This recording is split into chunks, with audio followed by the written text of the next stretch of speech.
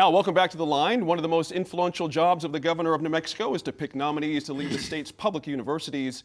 There is a resolution in the Senate that aims to take away some of the power and make the nominating process bipartisan. It will require a change to the state's constitution, to create a nominating committee to vet applicants and recommend them for seats on university boards of regents. Now, we have talked at this table quite a bit about the way New Mexico oversees the many institutions of higher education around the state. Dan, let me start with you.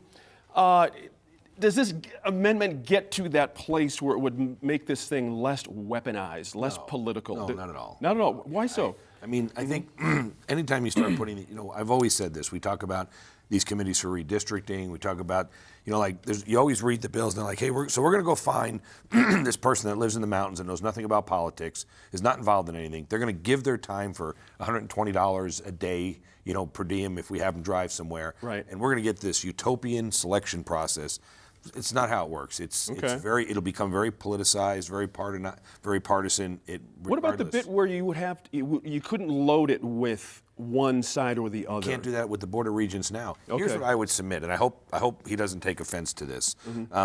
If you talk to folks, one of the best regents that's ever served at any university was Don Kidd at New Mexico State University. Don Kidd's a banker. He's a high school dropout, no college degree. Became an unbelievable success in owning a bank out of southeastern New Mexico. And under, I believe, Carruthers, it may have been, gets appointed to the Board of Regents at New Mexico State. There's now buildings that he's personally wrote a check for to name after him, intimately involved in mentorship, bringing a banking school to New Mexico State. I think if you start putting together this quote-unquote selection committee, someone like that is never going to get appointed to the Board of Regents at a university because, they don't have the PhD, they don't have the qualifications. So I'm always leery when we start saying, listen, we're going to appoint this group. I would argue that I think the system sort of works fairly decent right now. I mean, you look at the consternation going on between UNM and the governor's office with an overwhelming number of people she's appointed, and she still can't get them to do what she wants them to do. And so I think the steps are put in place. You can't force them out. It's sort of like a judicial appointment, right? Once I appoint you, once you're confirmed, you got the first term that you're going to be there to do your job unabated. We saw that Governor Richardson tried to get people to sign undated letters of resignation, and the court said you can't do that. So I'm not sure this is a solution looking for a problem. There you go. Sophie, the idea, there's been a thought out there that maybe we should need a statewide Board of Regents that overlook all of our institutions of higher learning. That's not a bad idea, by the way. Okay. Okay. What do you think of that? Certainly we see other states that do have that. California comes to mind. Sure. Texas, too. Texas, thank you. I think one of the reasons that we talk about that, one of the concerns that we have in New Mexico is that we may have too many universities, we may have too many secondary, community colleges. higher, yes, too many community colleges, et cetera. And that a Board of Regents that oversaw all of them might be able to better make strategic decisions about where we need to continue to have those institutions. It's still going to be wildly political. Sure. For that. I mean, no community We're wants cutting your school in Roswell. Yeah, no community wants to lose their college. That's right. That's right. But could that be a positive outcome? Sort of a better understanding, better management of our schools? It could be.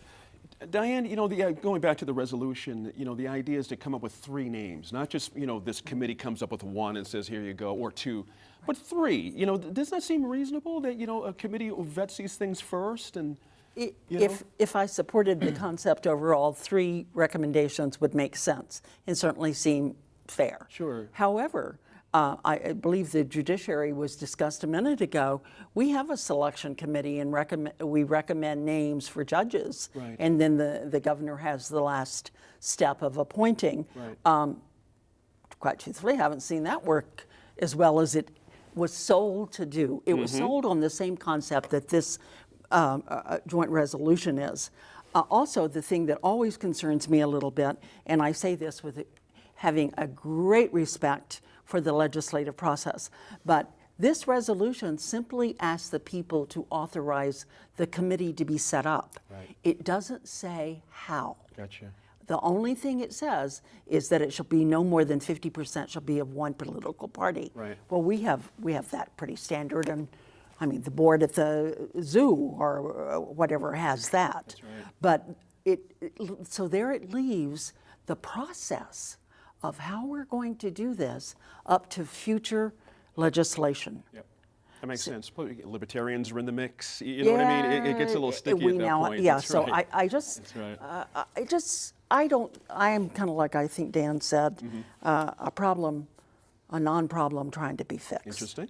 Mary, you know, obviously it would have to go to the voters, and I'm curious if this maybe feels a little too inside baseball in a weird way for a statewide constitutional change vote. It just, you know, sometimes we put these things out to the voter, and the voter's like, what, there's a problem? You know what I mean? Like, there's no setup of understanding. You see what I mean? It's a difficulty. You'd wonder if it's one where the voter's reading in the booth and deciding there, Right. unless it does get highly political That's and one side or the other. If the governor, I don't know how the governor sits on this one. Right. If she felt strongly one or the other, I guess she could, use her. That's right. That's right. Her pulpit. Exactly right. And Sophie, which still comes down, the Senate Rules Committee, you know, is still where a lot of these things are going to have to, it's all going to have to end up. Well, we're talking about So- it now, but right. it is possible that it goes absolutely nowhere.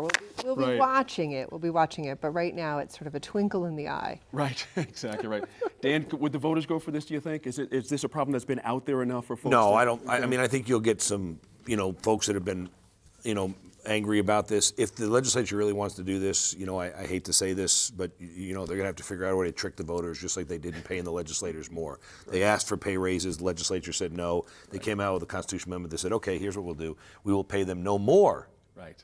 than the IRS allows to be paid. Well, that was like a triplicate in, we went from making $60 a day That's right. to $170 a day. And, the voter, I remember coming home, the voters were like, we stuck it to you. You're not making any more money. And I'm like, okay, thanks a lot. You got me there. That's a good example, right. It's obscure this at this point. That's right. Exactly Yeah, right. it is. Could be tricky. Now, that's all the time we have for this week. This legislative session goes on until the middle of the month, so we'll certainly be discussing more legislative topics at this table in the coming weeks.